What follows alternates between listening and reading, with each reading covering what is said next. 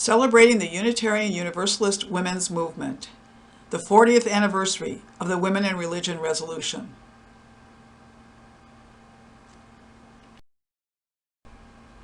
Hello, I'm Elizabeth Fisher, and I have been a Women and Religion movement activist, author, facilitator, and archivist since the early 1980s.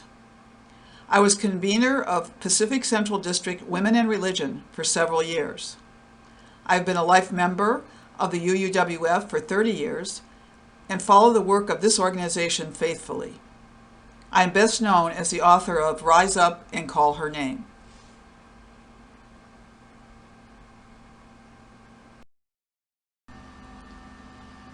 Feminist spirituality courses were an outgrowth of the resolution. Changing cultural myths by holding up women-honoring ones that provide helpful spiritual guidance was a major response to the resolution.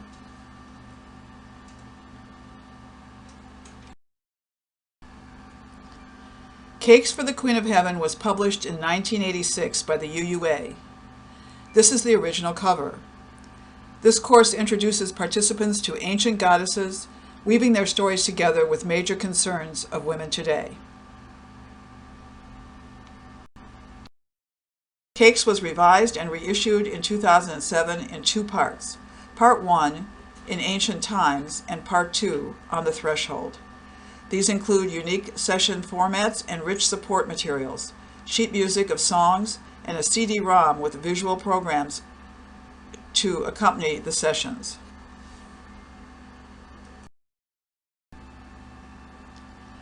Rise Up and Call Her Name was originally published in 1995 by the UUWF.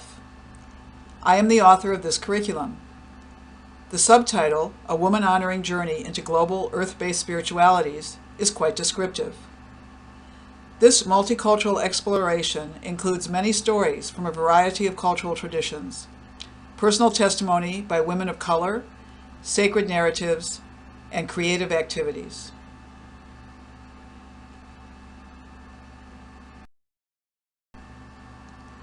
This course was reissued in 2007 with updated formatting.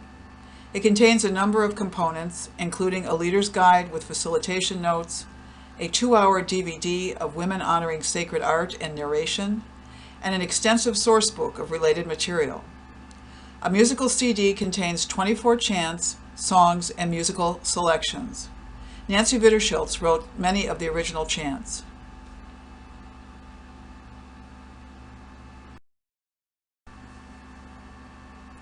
Here is Reverend Shirley Rank on the left and me, Elizabeth Fisher, on the right.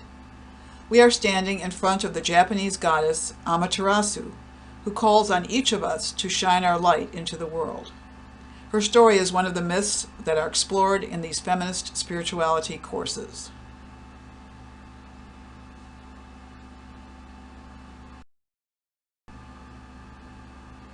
Many educational and inspirational resources have been created in the last 40 years.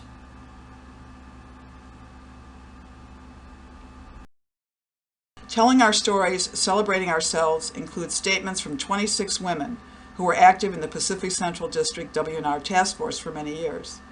Each essay was written by the individual woman herself. It is a rich testimony to those early years of the 70s, 80s, and 90s. The water ceremony is one of the most beloved rituals in UU gatherings, yet few know that Lucille and Carolyn McDade authored the original. Educating others on the contribution of lay women to spiritual ceremonies is needed.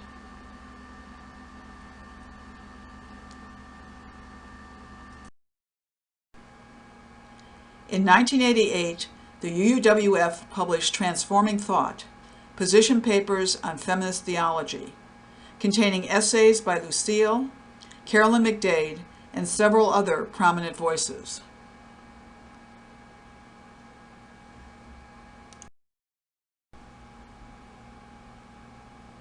In 1989, the second volume of Transforming Thought, Feminist Theology in the Context of Unitarian Universalist Women, was published. It continued the conversation with statements by Betty Hoskins, Carol Graywing, and several others.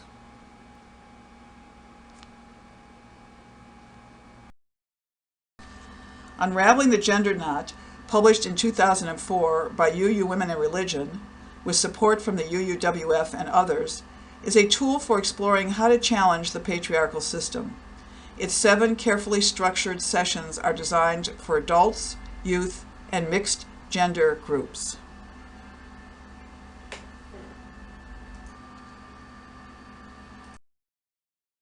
This collection of 29 resolutions, which were passed by the UU General Assemblies from 1963 to 2006, reveals the wide-ranging concerns that were addressed. They include counseling for problem pregnancies, call for an end to violence against women, and reasons for supporting the ERA.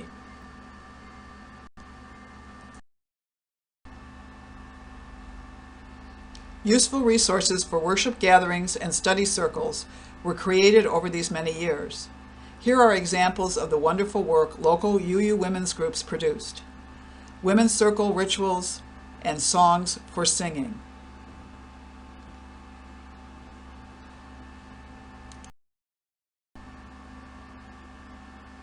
Revitalizing UU Women's Groups, a how-to manual, and Becoming Women of Wisdom, marking the passage into the crone years, are full of interesting exercises and insightful approaches. Many other resources exist. It's important that we continue to share these.